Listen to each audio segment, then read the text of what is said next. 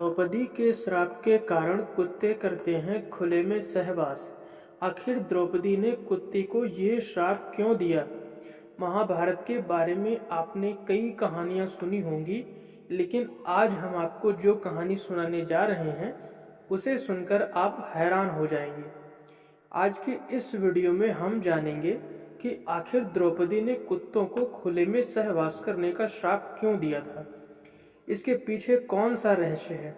Video में आगे बढ़ने से पहले अगर आपने हमारे चैनल को AI भक्ति कहानी चैनल को सब्सक्राइब नहीं किया है तो तुरंत जाकर सब्सक्राइब कर लें, क्योंकि इस चैनल पर आपको ऐसे ही रोचक वीडियो देखने के लिए मिलेंगी। और कमेंट बॉक्स में जय श्री कृष्ण जरूर लिखें, और आपको किस तरह की वीडियो पसंद है वो भी कमेंट बॉक्स में बता सकते हैं। तो चलिए शुरू करते हैं। द्रौपदी महाभारत का एक महत्वपूर्ण किरदार थी। वो पांचाल राजा द्रौपदी की पुत्री थी। यज्ञ की अग्नि से द्रौपदी का जन्म हुआ था। द्रौपदी से ज्यादा सुंदर कोई स्त्री द्वापर युग में नहीं थी। वो महाभारत काल की सबसे सुंदर स्त्री थी। इसलिए राजा द्रुपद अपनी पुत्री द्रौपदी का विवाह सबसे शक्तिशाली योद्धा से करना चाहते थे। इसलिए उन्होंने एक स्वयंवर का आयोजन भी किया था। इस स्वयंवर में पूरे आर्यावर्त से राजाओं ने हिस्सा लिया, लेकिन कोई भी क्षत्रिय इस स्वयंवर को जीत नहीं पाया। हालांकि कर्ण ने जब स्वयंवर के लक्ष्य को भेदने के लिए अपना धनुष उठाया था, तब द्रौपदी ने उससे विवाह करने से इनकार कर दिया था। इस स्वयंवर में अर्जुन भी ब्राह्मण का वेश लेकर आए थे।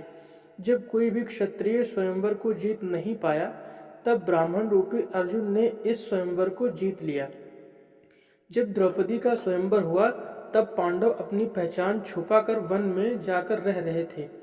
इस दौरान ब्राह्मण के वेश में भिक्षा मांगकर वो अपनी जीविका चला रहे थे। 5 पांडवों को जो भिक्षा मिलती थी वे उसे अपनी मां कुंती को दे देती थी। इसके बाद माता कुंती उस भिक्षा को 5 पांडवों में बांट देती थी।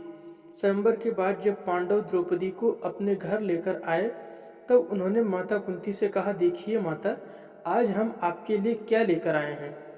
उसके बाद कुंती घर के कामों में व्यस्त थी, इसलिए उन्होंने पांडवों की ओर देखे बिना ही यह कह दिया कि जो भी लाए हो पांचों भाई आपस में बांट लो।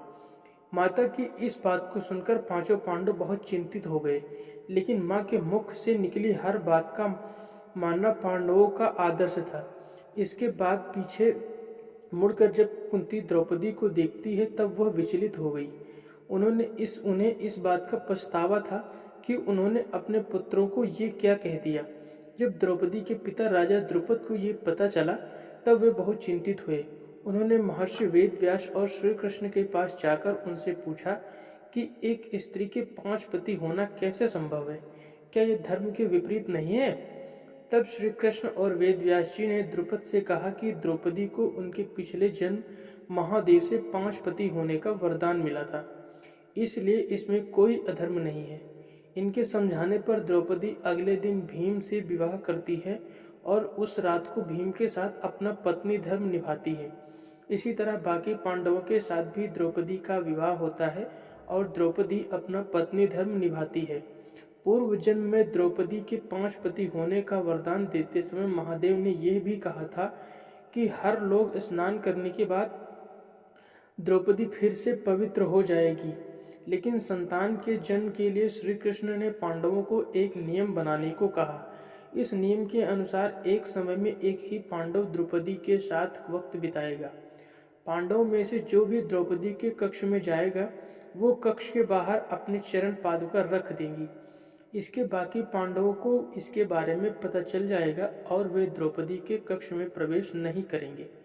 जो भी इस नियम का उल्लंघन करेगा उसे 1 वर्ष के लिए वन में जाकर रहना पड़ेगा। एक दिन युधिष्ठिर द्रौपदी के कक्ष के बाहर अपनी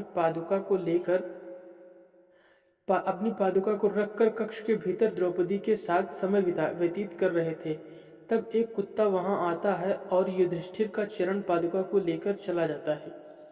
तब अर्जुन द्रौपदी के कक्ष के पास से गुजर रहे थे। जब उन्होंने कक्ष के बाहर कोई भी पादुका नहीं देखा, तब वो कक्ष के भीतर चले गए। अर्जुन को कक्ष के भीतर देखकर युधिष्ठिर और द्रौपदी बहुत लज्जित हो जाते हैं। बाद में द्रौपदी अर्जुन से कहती हैं कि आप कक्ष के भीतर क्यों आए, जबकि प्रवेश द्वार पर युधिष्ठिर ने अपनी पादुका रख दी थी। इसके बाद द्रौपदी, युधिष्ठिर और अर्जुन कक्ष के बाहर आते हैं और उस पादुका को ढूंढने लगते हैं। बहुत ढूंढने के बाद पास के जंगल में वह पादुका मिलता है। वो देखते हैं कि उस पादुका के साथ एक कुत्ता खेल रहा है। तब द्रौपदी बहुत क्रोधित हो जाती है और कुत्ते को खुले में सहवास करने का श्राप दे देती है। इसके बाद से ही कुत्ते खुले में सहवास करते हैं। दोस्तों, लोक कथाओं में यह कहानी सुनने को मिलती है, लेकिन मूल महाभारत में कहीं भी इस कहानी का उल्लेख नहीं है। सभी जानवर हमेशा से ही खुले में संभोग करते हैं, इसलिए इस कहानी पर विश्वास करना बहुत ही मुश्किल होता है। दोस्तों, वीडियो पसंद आई हो तो इसे अवश्य लाइक करें और वीडियो देखते रहने के लिए चैनल को अवश्य सब्सक्राइब करें।